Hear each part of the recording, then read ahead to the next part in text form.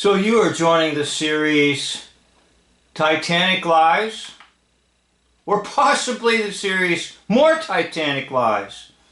I have two locations of Titanic Lies. One is on Village Prisoner Set Free, and the other is on Plato's Cave Visited. So we are going to hear about a relative of a survivor of the Titanic. Now keep in mind, it is a fictional ship. Therefore the wreck, the sinking, is fictional. Now this individual starts off with snickering and duping delight. In fact, the duping delight will be from the beginning all the way to the end. And let's listen to what he has to say. My middle name is Lightoller, final name is Smith. And Commander Lightoller was my mother's second cousin. In other words, it was her father's brother. And I did meet him. I was very young at the time, and I've always followed the story. I've always been interested in it. I passed the name on to my young son as well, as his middle name. And I think the thing that I remember most was the method of his survival, because he was a Christian Scientist, and my mother was a Christian Scientist. And the belief of the Christian Science is that your body is above your spirit. And when the Titanic went down, he was apparently sucked. He jumped overboard as it slid down. He was apparently sucked towards the funnel. And as the water reached the engines, so it created an enormous explosion, it blew him out. And he was in those waters for 20 minutes or so before he was rescued. He puts down his survival to this belief in Christian Science. And he was able to float, his body, able to float above the water and ignore the pain. Look at the duping delight. So what happens with the Titanic legend, myth, story is that many individuals will embellish upon the lies that were originally told. And so he will use the idea of Christian faith for his salvation from the fictional wreck of the Titanic. Now, we're going to go next to a little bit of a write-up on this so-called officer who was on the Titanic.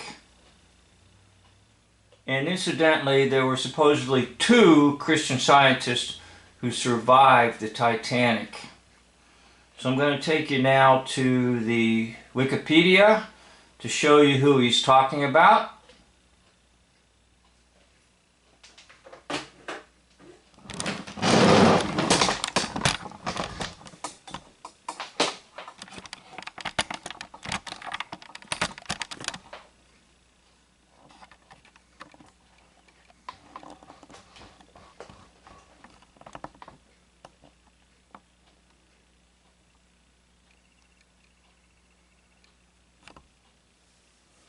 And if you want, you can pause and scroll or read a little bit. If you're interested, just pause and you can read the information.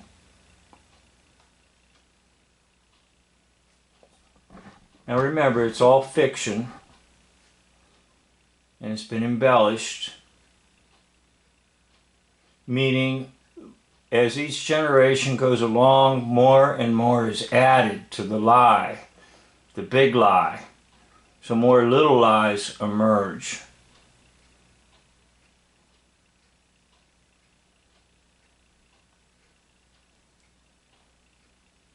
Okay, now I'm going to take you to what was, I think, a broadcast in 1936 by BBC. It may not be the original broadcast, but the individual is reading the script I was there. So it's supposed to be the testimonial of this officer, Lightoller.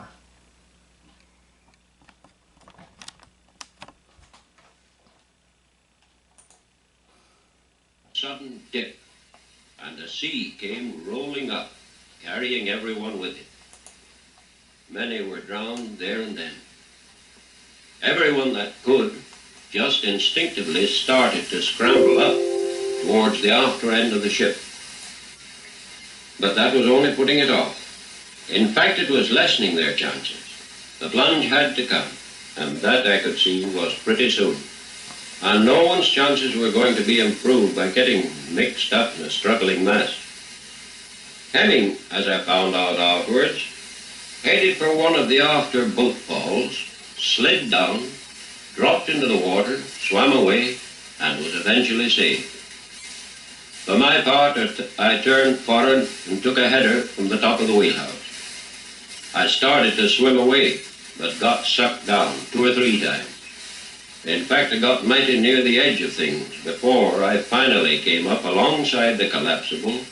We'd hove into the water from the top of the officers' quarters, and there I hung on. A bit later, the forward funnel guys carried away, and the funnel, weighing perhaps 50 or 60 tons, fell down with a crash on the water. It missed the raft and some of us hanging onto it, by inches. There were a good many it didn't miss. Next thing I remember, I was still hanging on to a bit of rope attached to the raft, but some 30 or 40 yards away from the ship. The wash of the falling funnel had evidently picked us up, raft and all, and flung us clear of the ship altogether. Several of us scrambled up onto the slippery bottom of the raft, and it was from there I saw the Titanic sink. As I watched, I could see her bow getting deeper and deeper in the water, with the foremast sticking up a... Okay, so those are the words of this individual in 1936. I don't know if that's the original voice or not, or somebody just reading them. But anyhow, the lie will continue, and they will bring it up to the Christian Science Monitor. Will publish his story. And this is a book about those who survived, and it's in the Christian Science Monitor. Now keep in mind, once again, anybody can survive because it's a fictional ship and a fictional wreck, a fictional sinking. So we need to go down to where he is talking about this witness.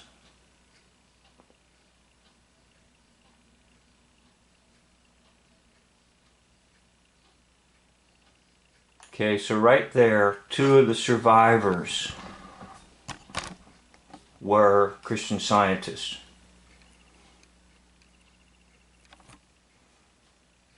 And here's the first one, Lawrence Bursley.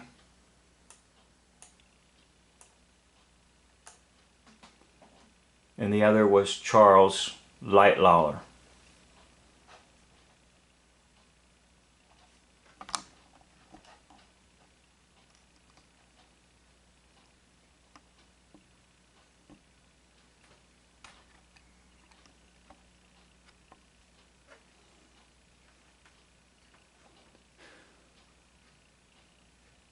It says he found himself swimming in the water and then clinging to an overturned lifeboat, a capsized lifeboat. He said he never lost sense that he was given the chance to live. This was a God-given chance. He managed to stay astride that upturned lifeboat. It's absolutely incredible.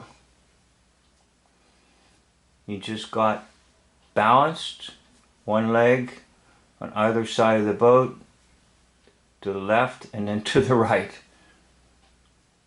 Okay? Now, what's even a little more interesting is in this interview here about this book,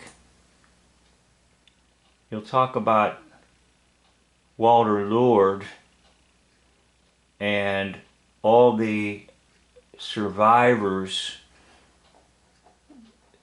None of it agrees. That Walter Lord interviewed all these survivors, and all of them were sworn to tell the truth, and not one of them coincides with each other. It's interesting how no two people can agree on what happened that night. It's because they're given a general idea of what the story is, and then they make stuff up. And he says, why is this? The author of this book, he says, well, it's because of the chaos. Well, you know the motto of the Masons: order out of chaos, lies out of chaos. So here we have a testimonial of another liar, the officer Lightoller, on the ship that didn't exist. So he's not a hero. Now watch out when you see this word, hero. Watch out. Very often you can just substitute the word liar.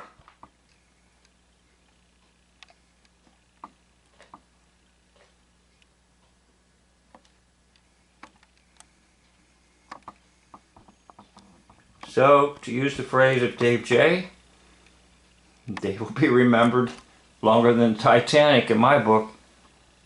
Nobody died, nobody got hurt on the Titanic because it didn't exist. And all they ever gave you were just lines and lies and testimonials of liars. So this concludes the video. Thank you for watching.